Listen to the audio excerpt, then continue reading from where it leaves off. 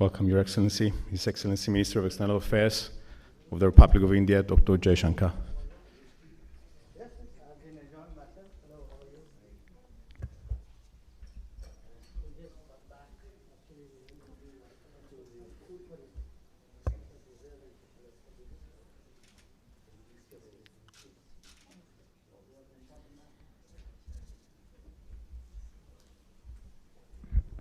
Thank you all.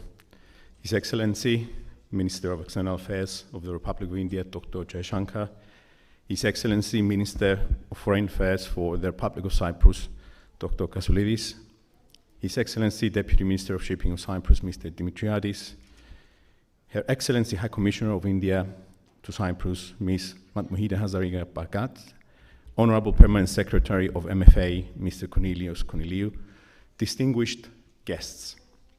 Firstly, I would like to express my sincere gratitude for the opportunity to moderate such an invaluable event that aims to enhance even more the mutual respect and close commercial and diplomatic ties between India and Cyprus. Cyprus and India enjoy excellent political and economic relations based on a long-standing friendship and close cooperation in various fora, such as the United Nations and Commonwealth. I firmly believe that today's gathering marks another great opportunity to discuss the further development of bilateral cooperation in critical economic sectors, such as trade, technology, shipping, and collective investments, just to name a few. As a business and investment center, Cyprus is one of the top 10 investors in India. At the same time, the island is geographically the closest EU member to India. This places Cyprus in a prime position for India in terms of direct EU market access, whilst it recognizes and appreciates India's contribution and its prominent and stabilizing role in South Asia. Therefore, the prospects for an enhanced and mutually beneficial cooperation are firmly in place. At this point, and without further ado, please allow me to invite the Minister of Foreign Affairs of the Republic of Cyprus, Dr. Yannis Kassoulidis, for his opening speech. Dr. Kassoulidis, the floor is yours. Thank you.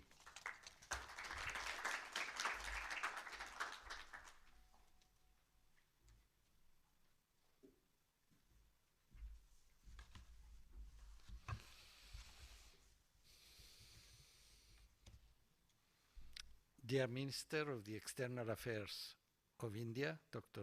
Jaishankar, dear High Commissioner of India in Cyprus, Mrs. Matmohida Hazarika Bagat, distinguished participants, ladies and gentlemen. It is with great pleasure that I join all of you today to the Cyprus-India economic event. I would firstly like to congratulate the High Commission of India for the organization of this excellent initiative, which aims to enhance the bilateral economic and business relations between our two countries. Today's event comes at a very timely juncture, as it is making place in the presence of the Minister of External Affairs of India and good friend of mine, Dr. Jaishankar. I had the pleasure yesterday to welcome Dr. Jaishankar at the Foreign Ministry, where we had the opportunity to discuss a plethora of foreign policy issues pertaining to our bilateral, regional, and European agenda. Cyprus and India have traditionally shared excellent relations anchored on common historical experiences. Parameters like the fight for freedom against colonialism and the mutual adherence to global values of peace, democracy, human rights, peaceful resolution of disputes and rule of law have brought our people closer and solidified the foundation of our strong friendship. Over the years, the two countries have progressively built on these historical ties, as testified amongst other by our joint membership and active participation in the Commonwealth, the United Nations, and other international fora. India is a key player in the political and economic area. It plays an important and stabilizing role in the neighborhood of South Asia, setting an example with its stand so that peace, security, stability, and prosperity can prevail. In the same vein, India has steadfastly stood in favor of reunifying Cyprus through a comprehensive settlement in line with UN Security Council resolutions. The multifaceted Cyprus-India partnership has steadily been growing stronger in recent years. The virtues of our 60-year-long friendship provide us with a unique opportunity to surge ahead, exploring new areas of cooperation. It is precisely for these reasons that enhancing relations with India forms one of the core pillars of our foreign policy. Economic ties are a common denominator to this effort, and that is why the Ministry of Foreign Affairs is striving to upgrade these relations, working closely with other stakeholders in Cyprus, both in the private and the public sector.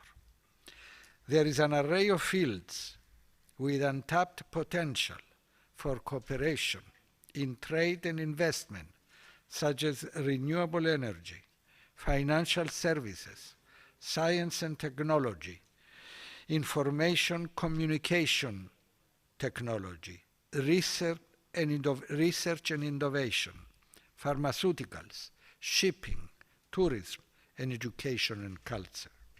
At the same time, there is recognition of the great scope for further cooperation as regards relations between the European Union and India. In this respect, we support the momentum of the negotiations of the EU-India Free Trade Agreement. Cyprus has a strong voice within the EU of the importance and the need to strengthen tangibly EU-India relations. Our world and our economies are faced with enormous challenges. A few years ago, we had to deal with the pandemic and the subsequent recession and disruption of value chains, and more recently, the war in Ukraine, the food and energy crisis, as well as inflation. Despite the hardships, the Cyprus economy shows signs of steady growth and remains committed to its policy for healthy public finances and contributes structural reforms which aim at enhancing the competitiveness of the economy. It is noted that one of the main pillars of our economic policy is the green and digital transition of the country, supported through funding from the European Union. For 2022, GDP growth is expected to be around 5.7%, and the projection for 2023 is around 3%, reflecting the heightened global uncertainty. Inflation has been increasing since September 2021, mainly due to the higher oil prices. 2022 figures are estimated at around 7.7%, and for 2023 is about 3%. It is therefore clear that Cyprus' economy is stable and is continuously working towards improving its business climate. It presents many opportunities for the investment across all sectors, and on our side we are strongly committed to working together with India with an aim to strengthen our important partnership, political and economic, at bilateral and multilateral level. I'm certain that today's event will bring us one step closer towards this goal. Thank you very much for the invitation to address this event. I wish everyone all the best for the new year. Thank you.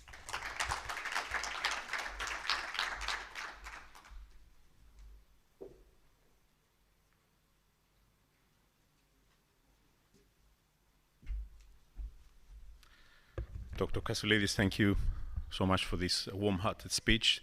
Our next speaker will be the Minister of External Affairs for the Republic of India, Dr. Jaishankar, who will give us his valuable insight into the current status and prospects of India. Dr. Jaishankar, please join us.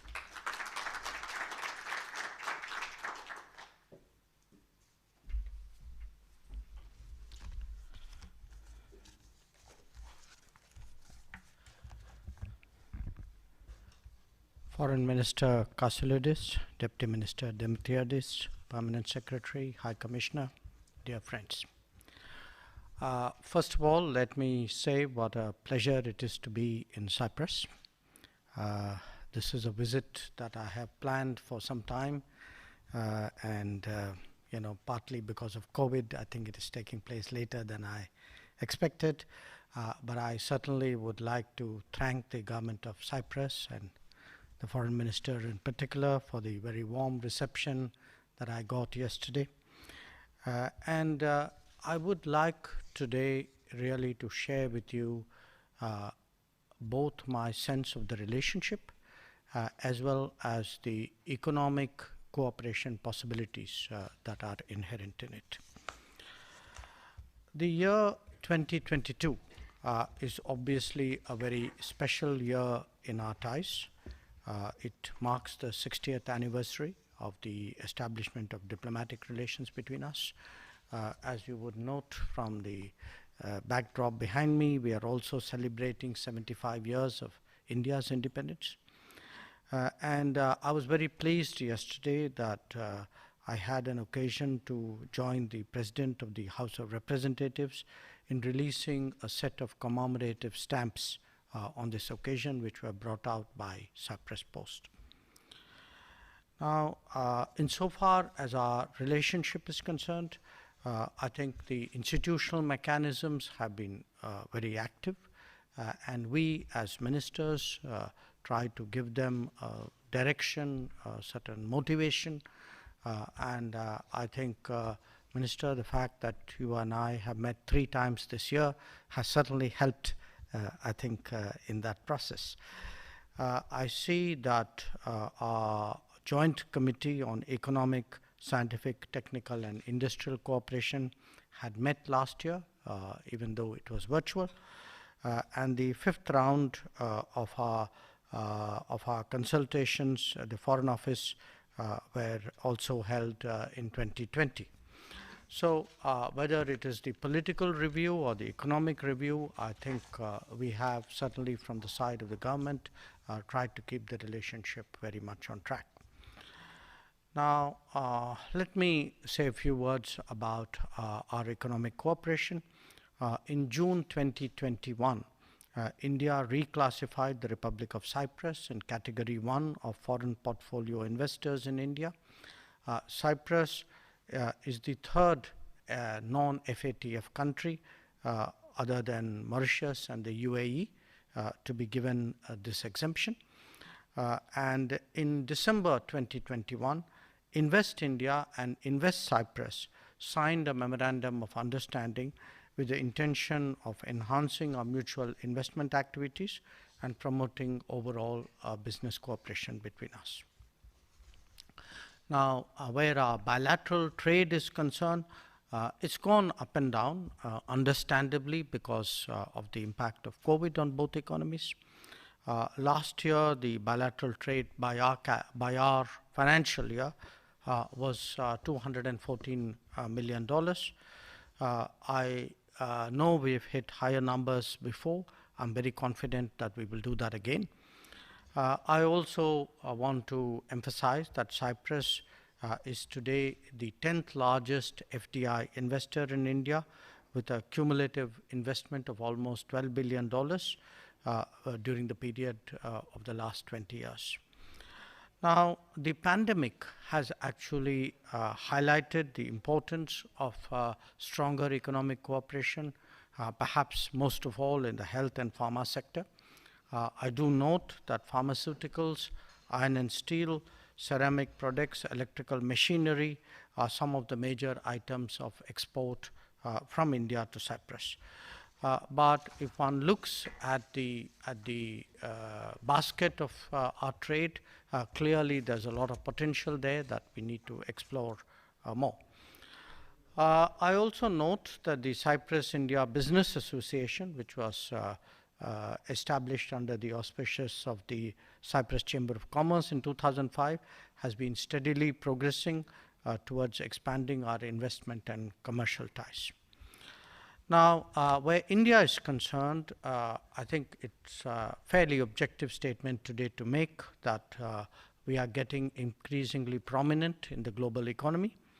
Our trade policies, reforms which were undertaken during this period, and the inherent economic strengths, all in a sense channeled by a clear economic vision of the Modi government, has contributed to our becoming one of the most strong destinations for inward foreign direct investment.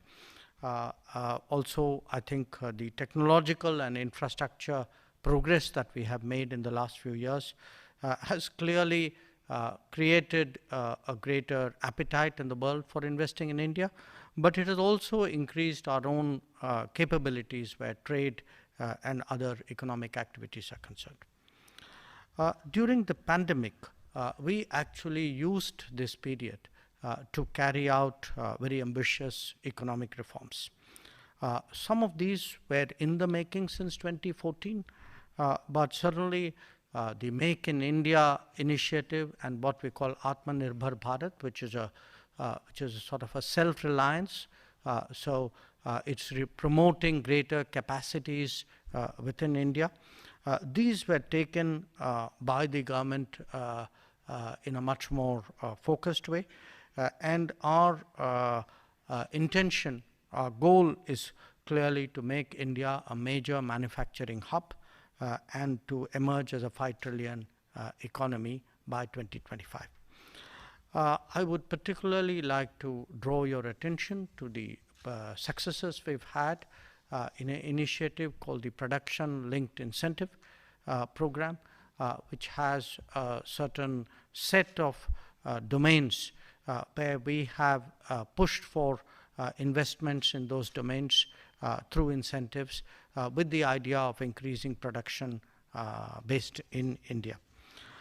And we are doing this not just for our own prospects, obviously that is important, but also because we believe that in the post-COVID era, the global economy will be looking for more resilient and reliable supply chains. It will be looking for multiplicity and redundancy in manufacturing. I think one of the big lessons which have come out of the COVID experience is that we have to de-risk the global economy with many more production options for global consumers. So it certainly is our strategy in the post-COVID era to position ourselves as a much greater manufacturer, as a much greater trader, as a much stronger service provider, and I think all these have direct implications for businesses in Cyprus. Let me also say a few words about the role that we played during the pandemic. I think even in the most difficult days of the pandemic, we were very conscious that we were part of the global community, and this was it was a shared fight against the pandemic. So we did, especially in 2020, we were very major exporters of pharmaceuticals. Our pharmaceutical industry stepped up to the challenge. It increased its production very significantly. So whether it was hydroxychloroquine or whether it was paracetamol or other medical items, in fact, during that period, we had exports to over 150 countries, many of whom were not part of our traditional markets, and many of whom were actually in Europe. The other contribution we made during the pandemic was to share our healthcare experience and expertise in our own neighborhood and also in Africa, because one of the big concerns at that time was that the global health response was very differentiated, and we did not want to see inequity insofar as African countries were concerned. When vaccine production and distribution started, we were one of the big global hubs to make vaccines, and we supplied vaccines to 101 countries, including to the United Nations for the use of its peacekeepers.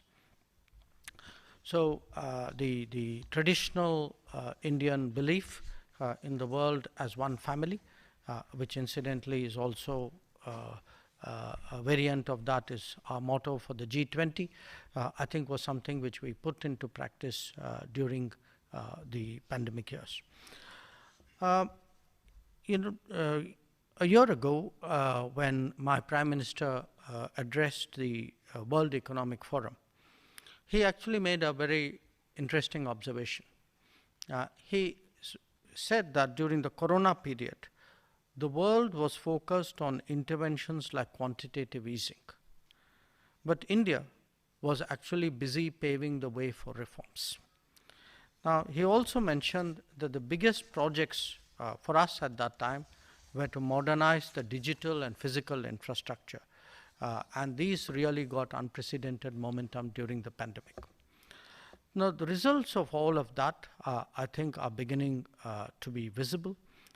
We are receiving the highest ever FDI flows in our history. Last year, we received $81 billion as FDI. We have become home to one of the world's largest startup ecosystems. We host close to 100 unicorns now, 40 of them a product just in 2021 alone. In fact, we have the third largest number of unicorns currently. Our trade has expanded very substantially. In the year 2021-22, for the first time, our exports crossed the $400 billion level. And this year, we have set ourselves a target of $470 billion. And the export target for Europe is a little in excess of $90 billion. And I say this because I think a larger trade presence, a stronger trade performance will clearly have a significance for a lot of other services and industry, particularly for shipping. I also want to mention that as part of the reforms that we have done in the last few years, these have included areas like taxation, bankruptcy and insolvency laws, agriculture, labor, and of course FDI policies. So as a result, really a very different India is today emerging with many more solutions to problems which have dogged us for a long time. And a lot of this I also want to highlight because it is a point of commonality with Cyprus. This is being done in a democratic framework with debate, with discussion, with a lot of confabulation, and with the buy-in of all the relevant stakeholders. Now, we do recognize that we live in a globalized world and that anything which happens today in one corner of the world will inevitably impact every other part of the world. We can see that very graphically when it comes to the Ukraine conflict. We saw that earlier when it came to the pandemic. And as I said, today the efficiency and the delivery of global supply chains, I think, is a common concern today for all countries in the world. We are, for us, the main anxieties, which in a sense I share with you today, concern energy, both the affordability and the accessibility to energy, to food grains, to fertilizers, and this is not just our concern. I think it's a larger concern in the global south, and it's certainly a worry that we intend to take up very strongly during the presidency of the G20, which we have taken over on the 1st of December. In terms of the impact of the reforms and the easing of regulations that I've spoken about. It's not just stronger stronger export growth and ramped up capital spending. This has really translated into a fairly robust GDP growth. We are still looking at the ballpark figure of somewhere between, take 7% GDP growth plus minus. And this would certainly be among the highest among the larger economies of the world. As an important tourist destination, I thought I should share some thoughts on that subject with Cyprus, in Cyprus as well. It's again, we are moving very aggressively to promote tourism.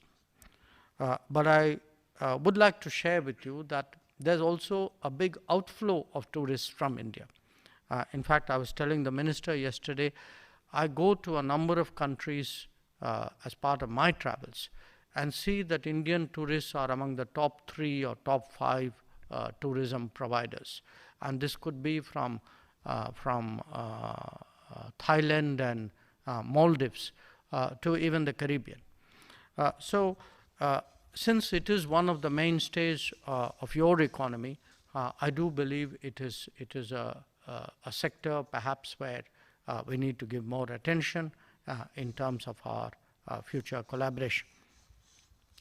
A second sector, I think, which merits a special reference is the IT sector. Even the IT industry has actually matured enormously in the last 2 decades. So that old imagery of India as the back office of the world, we may still be that, but I think we've grown well beyond. The era of the knowledge economy, I think, is seeing much more, not just contract manufacturing and engineering outsourcing, but actually a much more integrated innovation and even inventions in which Indian companies are part of the global economy. In fact, even in an area like the manufacturing of chips, which is today very much, it's right up there in terms of global competition. I heard in the US that American companies alone actually have employ more than 40,000 engineers in that business in India. So the message which I really bring to you is that today India is a trusted partner when it comes to global supply chains. We are working on free trade agreements with different countries to promote business. Obviously, the one with the European Union is under negotiation. This decision was taken at the Porto summit. I think the government of Cyprus was very helpful in moving the European Union in that regard. We are very deeply appreciative of that. This year, we actually concluded 2 agreements, one with Australia, one with the UAE. We have a number of other agreements on which we hope to make progress. As I said, in terms of technology and innovation, there is a lot happening of India which should be of interest. Again, perhaps the sector which I should mention is the renewable energy sector. When it comes to startups, there's a lot of energy out there. And we are trying to actually see how we can, in a way, harness the energies and the creativity of Indians in the diaspora in that regard. So, before I conclude, I would like to perhaps also flag the climate action issue, because I think wherever you go in the world today, that is a common concern.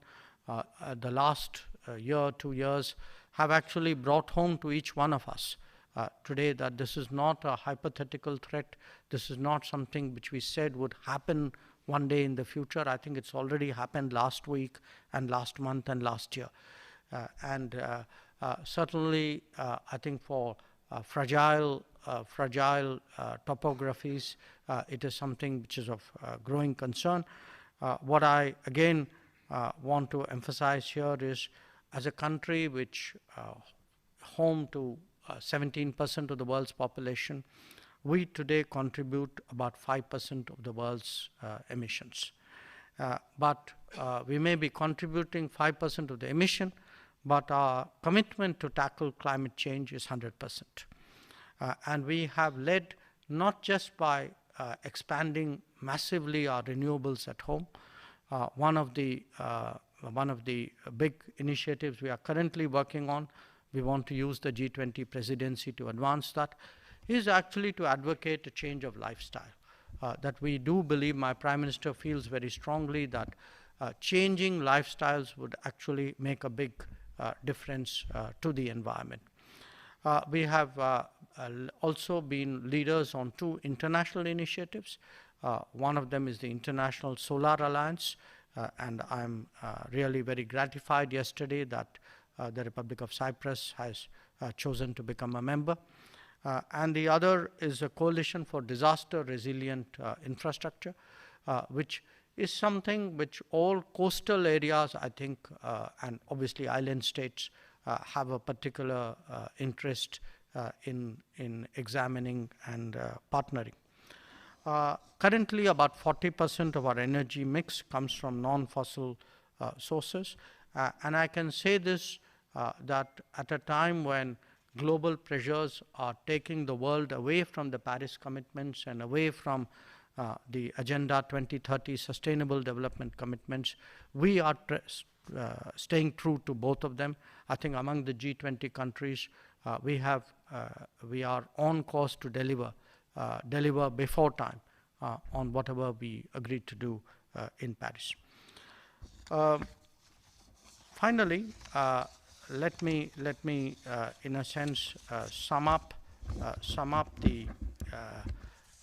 the changes in India in terms of what they mean to our relationship, because my intent was obviously to familiarize you with a lot of what is happening in India. But you would ask yourself, how is it relevant to your business or to your policy making, or in a sense to your national concerns?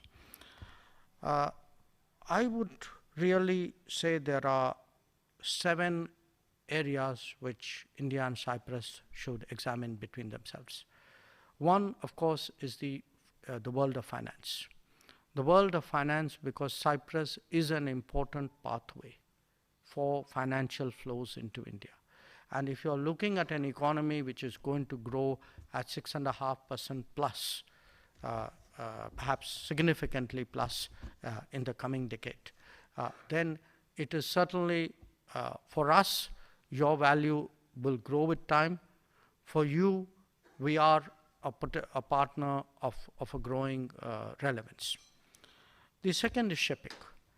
Shipping, because as I said, we are doing everything to make ourselves into a stronger manufacturing power, but also a more competitive agricultural exporter. So there will be many more products going out of India, and given the rate of growth that I am placing before you, coming into India. The third is tourism. Tourism, because if you look really at the evolution of global tourism in the last 3 decades, wherever there has been a significant bump in prosperity, so you saw this with Japanese tourists, then Korean tourists, then Southeast Asian tourists, then Chinese tourists. So the coming wave will be of Indian tourists. And coming wave will be of Indian tourists going out, but also a very conscious effort by India to attract tourism. The fourth relates to the knowledge economy. The knowledge economy, which is, we will live not just in a world of chips, but increasingly in an era of artificial intelligence. It will require a different set of skills, a different kind of industry, much stronger connections between economies, even if they are separated by distance. And related to that, my fifth point is we will have to promote a culture of mobility. In the world, where there is demand will not necessarily be where there is demographic advantage. So how do we even out the demographics and the demand? I think this is going to be a big challenge. Today, with a number of members of the European Union, we are negotiating mobility and migration agreements. We have done this successfully with Portugal, with Denmark, with France, just recently with Germany. Yesterday, we signed a declaration of intent to do so with Cyprus. Day after tomorrow, I'm going to be in Vienna. I look forward to doing something similar out there. But what I do want to emphasize to you is that today India is a source of talent and skills, and in a more globalized economy, in a more knowledge-driven economy, I think those flows are something which we need to address. Then I think given how comfortable we are with each other, it's also worth a thought whether India and Cyprus could actually work in third countries. Third countries possibly in Africa, maybe in other parts of the world, where we both have some historical presence and some networking and some comfort levels out there, whereby pooling our relationships, we will be able to do much more than we have done so far. And finally, I want to drive home the point that where the Mediterranean is concerned, it is a region of growing interest to us. Obviously, it's a right thing for me to say in Cyprus, but I want to point out to you that if you look at many of our other relationships in the last few years of countries in the Mediterranean, both North Mediterranean and South Mediterranean, there's been very visible intensification of those ties. So I speak to you today, therefore, as a foreign minister of a country that is globalizing very rapidly, whose footprint and whose interests and whose influence will expand with time. And as it does so, I want to really make you all understand that this is a region where there will certainly be more of India. And when that happens, as that happens, for us, the relationship with Cyprus is something which will be an anchor in that respect. So once again, I'm really very pleased I had this opportunity to place some of these thoughts before all of you. And again, it's really a very deep pleasure to be here. Thank you very much.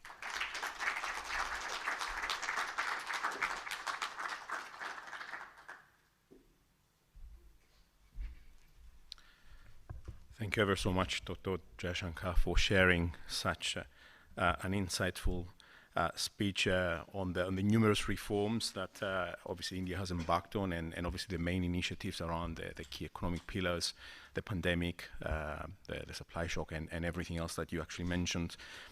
With shipping and trade being two key pillars for both our economies, let us welcome the Deputy Minister of Shipping of Cyprus, Mr. Vasilios Dimitriadis. Mr. Dimitriadis, if you could be so kind to join us.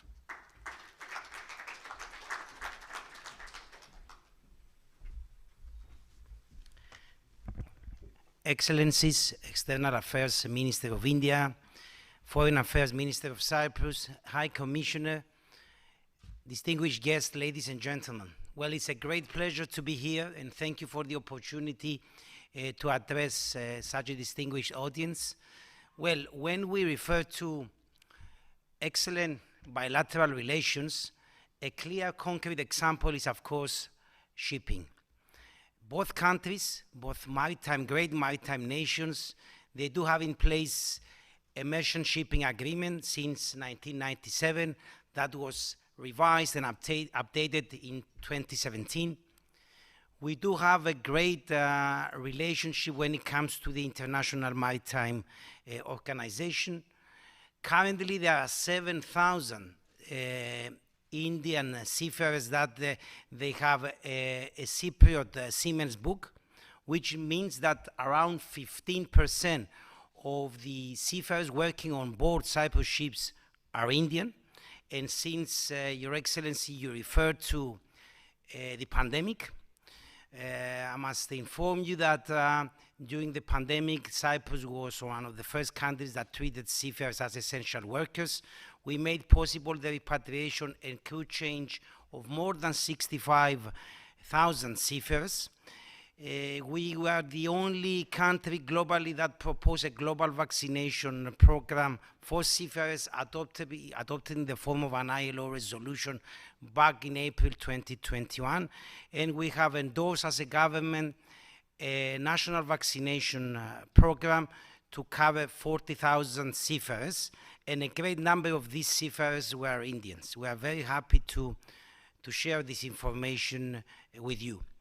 When it comes now to the EU, both ministers referred to the support that Cyprus provided during the FTA negotiations with the EU. I must also inform you that you can count on Cyprus as being a good ambassador of India in Brussels. I can refer to the example of the ship recycling, which is an important sector for India, and we are struggling with our EU partners also to promote the Indian recycling and dismantling yards as being approved by the EU, which is going to be very important for our industry. Now, turning to the greening of the sector, it's clear that the shipping sector should have a meaningful contribution to climate change.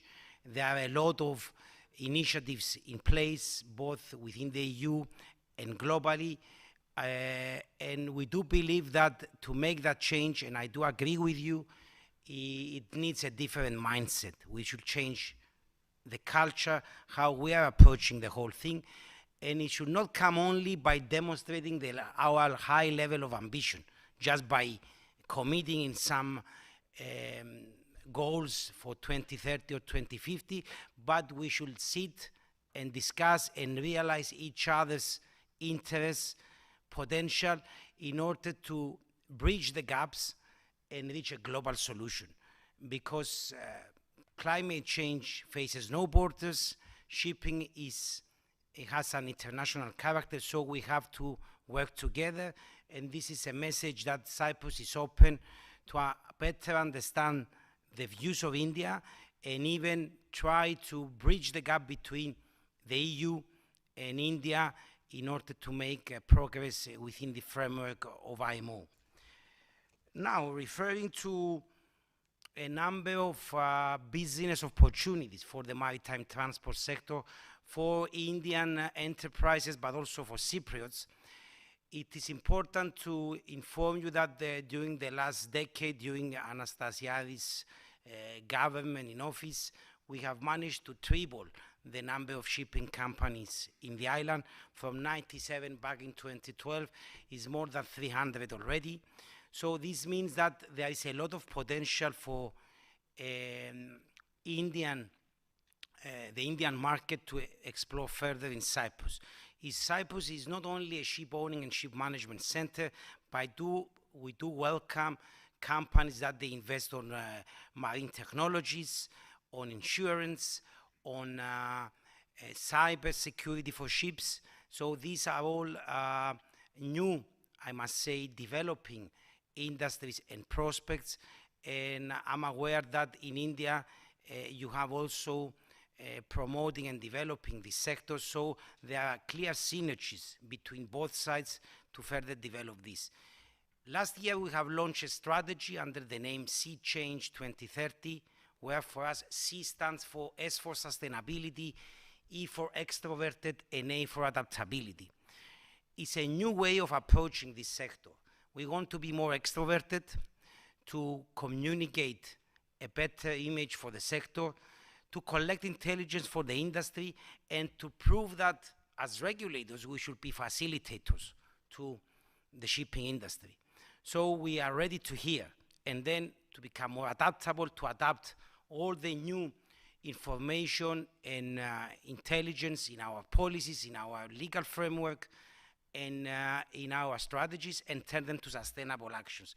This strategy presents 35 sustainable actions, and there is enormous opportunity throughout these actions for both sides to further develop. I can name a few. We have green tax incentives. We engage on a lot of trials for the use of biofuels and non-fossil fuels on our ships, which we can engage either G2G or G2B or B2B on common projects. We are promoting remote audits on board ships, and I'm sure that there are a lot of companies that are exploring these technologies, and we are open to discuss and create the framework conditions for all these companies to prosper. So on this, there are great potential. Allow me to refer also to another sector of great importance for Cyprus, and I'm sure for India, is the blue economy, which is all about, is the notion of maximizing the growth potential of our seas in a more sustainable way. In Cyprus, we have just developed our maritime special plan, and by March next year, in 3 months' time, we are going to apply the legal framework. We have a clear identification of maritime zones in our EEZ, and some dedicated for renewable energy, some for fish farms, others for tourism. So on that, we will be inviting any potential investors to use this opportunity and invest on our seas. And our bill is very, very clear that any application that comes on our table, it should be evaluated and approved in 6 months' time at the latest. You referred to the ocean, to the importance of the ocean. Is under the Sustainable Development Goal 14 of the United Nations.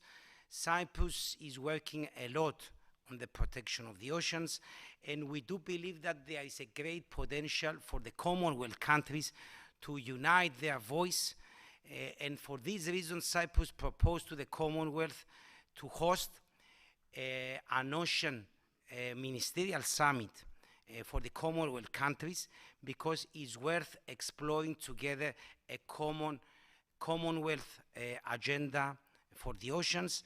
This will take place later in 2023, and we'll be glad to have here in Cyprus our Indian counterparts to further explore this opportunity. So, to conclude, I do believe that there are great opportunities for both countries in the area of maritime transport sector, in the area of blue economy, and we are open to invite and facilitate Indian enterprises to work with us for a greener, smarter, and more socially responsible maritime sector. Thank you for your attention.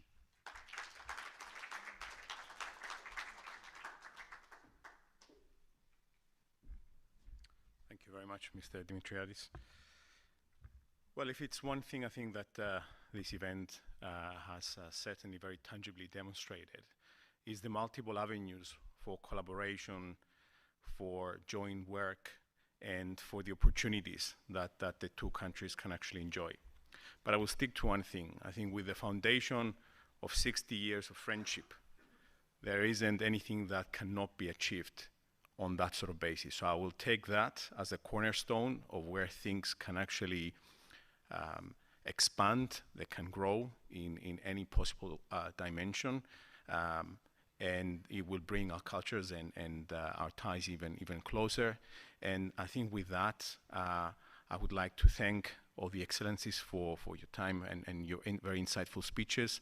I'd like to thank all our distinguished guests for joining us today, and please join us to our lunch reception where we can actually expand on all the topics that